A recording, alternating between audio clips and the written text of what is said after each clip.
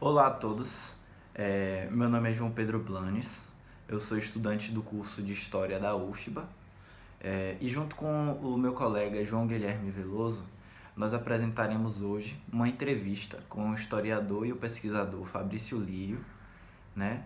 Uma entrevista sobre o seu artigo A Civilização como Missão, Agentes Civilizadores de Índios na Bahia Colonial no Contexto da Política Pombalina, e sobre o seu trabalho, né, enquanto pesquisador, né, o seu trabalho enquanto, de forma geral. E essa entrevista ela é o resultado de uma atividade proposta pela professora Patrícia Valim na disciplina de História da Bahia 1, certo? E agora eu passo a palavra para o João Veloso, que é o meu colega, que ele vai falar mais ou menos como é que se procedeu o contato com o professor e o pesquisador, né? E como nós formulamos as perguntas, né? E depois disso, nós vamos ver a entrevista propriamente dita. Certo? Valeu, gente. Olá pessoal, me chamo João Guilherme Veloso, sou colega do João Pedro no curso de História da UFBA e quando pesquisamos o currículo do professor Fabrício e vimos que da graduação, mestrado e doutorado dele foi na UFBA, nós visualizamos aí uma possibilidade de um contato e pensamos por que não entrevistar o autor do texto que estávamos analisando. Nisso mandamos um e-mail para o professor Fabrício com algumas questões, tanto sobre o artigo quanto sobre sua trajetória de pesquisa, que é muito produtiva, principalmente nas áreas de História da Bahia, Colônia, História Indígena e História da Civilização. O Fabrício foi super solícito, enviou um material bem interessante, um material bem rico para a gente sobre as questões que enviamos. E é esse material que vai ser a base do nosso vídeo. Espero que gostem. Olá, eu sou Fabrício Lírio, professor de História da FRB. Estou aqui para dialogar com o João Veloso, estudante da professora Patrícia Valim, na disciplina de História da Bahia 1, a respeito do texto A Civilização como Missão, Agentes Civilizadores de Índios na Bahia Colonial, no contexto da política pombalina. Esse artigo foi publicado na revista Tempo, de Niterói, no ano de 2016. Bom, o João me pergunta sobre o que me levou ao problema desse artigo. Inicialmente, esse artigo é um desdobramento da minha tese de doutoramento, que foi publicada em 2014, que traz como temática central o embate entre o modelo jesuítico de catequese indígena e o modelo pombalino de civilização. Ao longo da pesquisa, eu percebi que o modelo pombalino, ao se efetivar, contou com toda uma engrenagem que envolvia uma série de agentes que atuavam na colônia, particularmente da órbita do poder civil. Então, dentro de uma concepção de contrapor um modelo que antes era dominado por missionários, em particular jesuítas, mas também capuchinhos, carmelitas, franciscanos, mercedários, de diversas ordens, esse modelo pombalino, como eu chamo no meu trabalho, ele precisou mobilizar uma série de agentes, tais como ouvidores, militares, para que ele pudesse ser implantado, diminuindo ao máximo a interferência da igreja na questão indígena. A questão que me motivou para essa pesquisa foi a questão que eu havia trabalhado anteriormente, durante o mestrado, que é o processo de expulsão dos jesuítas. Na medida em que os jesuítas eram os grandes responsáveis pela política missionária da coroa portuguesa na América, eu passei a me perguntar como fica essa política após a expulsão desses missionários. Que tipo de ajuste, que tipo de adaptação foi feita em relação à questão indígena após a expulsão dos jesuítas ou mesmo durante o processo de expulsão dos jesuítas. E aí eu me deparei com um documento importantíssimo e bastante trabalhado na historiografia, que é o Diretório dos Índios, de 1757. E o Diretório ele traz toda uma linguagem diferenciada, desde o início até o final. Ele traz à baila um vocábulo de significado muito importante no século XVIII, que é o vocábulo civilidade. Então, a partir dessa noção de civilidade, montou-se aquilo que eu denomino de um paradigma de civilização dos índios, né, que passa a vigorar a partir desse momento, dessa política pombalina, como a gente costuma referir, né, em função da grande influência do Marquês de Pombal naquele período. Então a gente refere como uma política pombalina, e eu chamo também de uma política civilizatória dos índios.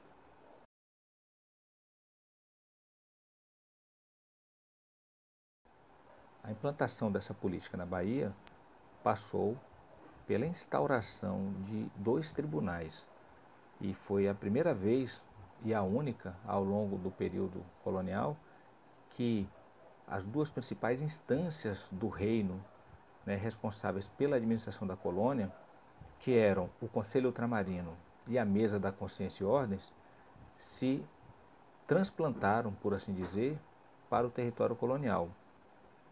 Não foi um transplante completo, né, foi uma espécie de visitação, se formos comparar com o que se passou algumas vezes com o Tribunal Inquisitorial, na qual desembargadores nomeados diretamente pelo rei se tornaram representantes diretos do Conselho Ultramarino e da Mesa da Consciência e Ordens no território colonial, o que significava que o que eles decidissem não precisava do aval de Lisboa.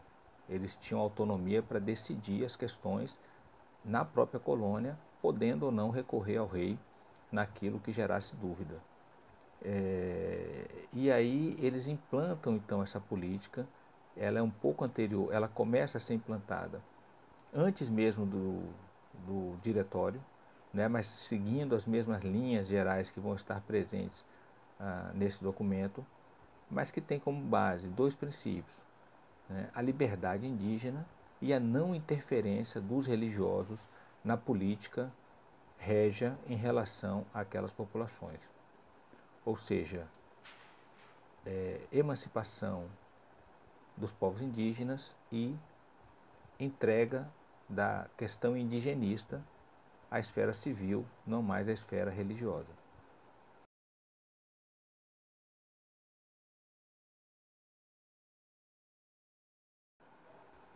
Eu não sei se eu falaria em fracasso da política pombalina, uma vez que era próprio das políticas coloniais o movimento de idas e vindas, né? Qualquer política colonial ela tem esse movimento de fluxo e refluxo, né? Parafraseando aqui o nosso grande PRVG. Porque exatamente você tem uma concepção que muitas vezes é trabalhada a partir do horizonte europeu, né, que depois tenta se transplantar para o cenário colonial, e com todas as dificuldades que esse processo enfrentava na prática. Além disso, a política pombalina do diretório e da emancipação indígena foi uma política que foi pensada distante da realidade, né, e exatamente em confronto com aqueles que, bem ou mal, eram os maiores especialistas na questão indígena colonial, que eram os jesuítas. Então, ao excluir os jesuítas, né, se exclui também um acúmulo de conhecimentos, né, adquiridos em torno da questão indígena na colônia.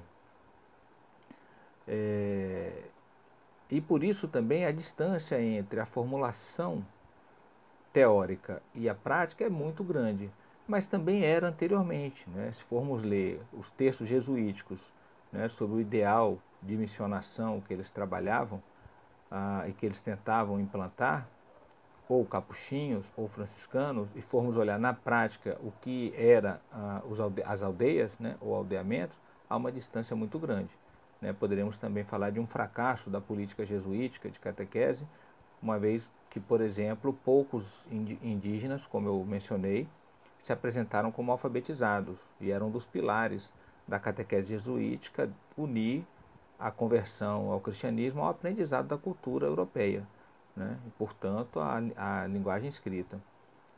Então, na verdade, eu não pensaria tanto em termos de fracasso ou sucesso, mas em termos de distância entre a concepção e a realidade, né? E claro que nesse intervalo entre o que se pensa e o que se alcança, existem sujeitos históricos, conscientes, atuantes, que são os próprios indígenas.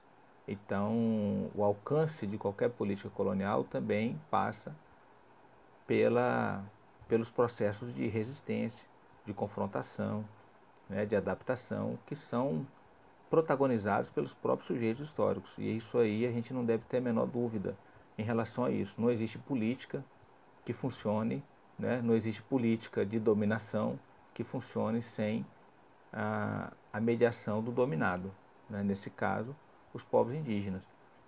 Então, sim, há uma grande distância, mas é uma distância que não é um vazio, não é um vácuo. É uma distância que está pautada por conflitos, por negociações, né, por toda uma dinâmica histórica que em cada caso se coloca de uma determinada forma.